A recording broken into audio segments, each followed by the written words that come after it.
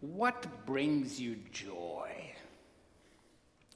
I asked the prayer shawl group, and one of the ladies said, you know what, in the morning I get out of bed and it's really chilly in my home, but then I go in the breakfast nook, and when the sun shines in, there is something about the sun that warms it up and that brightens it. Someone else said, in the morning I get up and then I open the curtains in my living room, just slowly, gently. And then I look out and I see this 6 deer, 6 does, and they're just wow. And then I look around and the buck is coming, and they cross the street and go their way. Joy. And another one shared, when I have my grandniece on my lap, and we talk about sleepover, and we talk about doing her nails and how she loves it, and just the warmth of holding the baby, well, 6-year-old baby, you're right, on her lap, just warms her heart. Joy. Behold the beauty of the Lord. The beauty, the joy of the living God shines through in small moments. These are not the earth-shattering experiences, but in the here and now, when we pay attention, when we're present, when we have eyes to see, ears to hear, when we're aware, open, and attentive, God surprises us. God pierces through the darkness and shines right into our lives, right into our hearts. And now you will get a lesson in Greek. Because the wonderful thing in Greek is there are 2 words for time. One is chronos, that's chronology. You do everything chronology, from birth, you count the hours till death, you count from Caesar Augustus, you go back to the Sumerian, you just count it. But then the Greek people, Greek language has a word that is kairos. Kairos is the time that cuts through. It's right here and now when you are struck, when something of the eternal breaks into our reality. It's almost like, you know the saying, it's not about how many breaths you take, but it's about the moments that take your breath. These moments, this awakening, this startling, that's the kairos. And that's what's happening in Jesus. In Galatians, it says, when the time was fulfilled, the time of his coming, that time is now, here and now. Chronology is 2,000 years ago. Kairos is right here. When we behold the beauty of the energy, the presence, the light shining into the darkness and piercing it over. And that is the time right here, right now. Now, one thing, this is the sentence, if you remember this, forget everything else. Joy does not mean the absence of pain, of suffering, of brokenness, of feeling down, depressed, of feeling like throwing your hands up, of feeling like overwhelmed, of losing your head, of feeling abandoned, lonely, and lost. Joy does not mean the absence of that. But it is into that reality that joy comes and that joy breaks open. And where Jesus is born again, into that place, no matter how we feel, down or elated, in the here and now, he's to come again. That's why he's called Emmanuel. Emmanuel means With us, God. God is with us. Not distant, far away, not 2,000 years ago, not wherever. God is with us. Means God is coming to us into our brokenness, in our limitations, in our, that again, in our cynicism, when we feel like just giving up, rolling our eyes, thinking, I can't take that anymore. Emmanuel is coming into our reality where we are. And don't we all experience some of the brokenness, the limitations, the kind of, I can't take it anymore. We all do.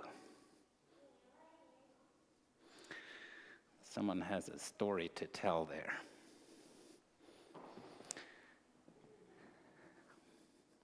Give you some examples of where and how that happens, the here and now, the present. Mary visits Elizabeth, and then she feels John the Baptist, the baby in her womb, is leaping for joy. She feels it in her body. It's the excitement. It's like this, whoa, did you notice that? Did you feel it? It's moving the baby. It's exciting. New life, new joy. It's kind of not a different time, different place. Right here and right now, she experiences it. She feels it. It's present. She pays attention to the movements and the experience and being present. One example. Second one, my grandma. One of my grandma. One was the say hello, worked hard. You don't have a lot to say to her because she was in charge. The other one was the opposite. She was like, ever since her husband, my granddad, had died, she felt pretty much broken and depressed, like carrying the weight of the world. That was a time many years ago when there was no medication for depression, she just hung in there. And one year, as she did, since Granddad had passed, she came to celebrate Christmas with us, with the grandchildren. I was one of those grandchildren. And I could see her being moved and tearing up when we sang the carols at home. And in that tearing up, there were two things contained. One was all the grieving and the sadness and the loss. And she talked about since Granddad died, her life was never, ever the same. She also said, no one really understands unless you have gone through it, because nothing prepares you for it. So in her tearing up was the sadness, the brokenness, the loss. But the other part was grace, gratitude, where she had the time to experience Christmas with her grandchildren. They were not just sadness. In the sadness, something of the joy, the same joy that we see in these children, broke through and brightened her life. Again, it's not the absence of brokenness, of sadness, of feeling down that joy comes into. It's in it that Jesus is born. Third thing, Johann Klepper. He wrote one of the Advent carols that is most dear to me. Last Sunday I talked about my mom's favorite. Now I'm talking about my favorite. Johann Klepper was a pastor, a journalist, and a poet. And everything he wrote was deeply felt, came right from the core, from his heart. He lived during the Nazi time in Germany. His wife was Jewish. His stepdaughter was Jewish. So he was trapped in between Nazis haunting him, hunting him and his family down. They tried to escape into neutral Switzerland. They didn't make it.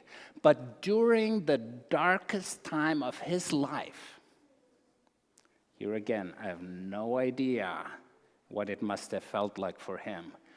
During the darkest season of his life, he wrote the Advent Carol. Die Nacht ist vorgedrungen. Der Morgen ist nicht fern. So, the night is advanced. The morning star is shining. It's coming. And in all of our brokenness, in all our suffering, there is the light toward which we move. There's an old wisdom story from the Jewish Kabbalah. And that describes at the very beginning, before all creation, before everything came, there was this huge sphere of gold. And all of God's glory, all of God's beauty, all of God's light was contained in this huge sphere of gold. And then at some point, it blew up, it shattered into millions of pieces, thinking our creation, our lives.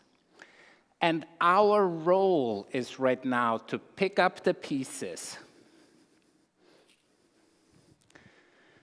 They may not look pretty, but you turn them around, you look and you look again, and some of that glory shines through. Sometimes it feels like the coals we get. Or it may look like a Grinch stole Christmas, but there is some glory, some light to be discovered in the million broken pieces. Will you look for that light? Will you look for that joy?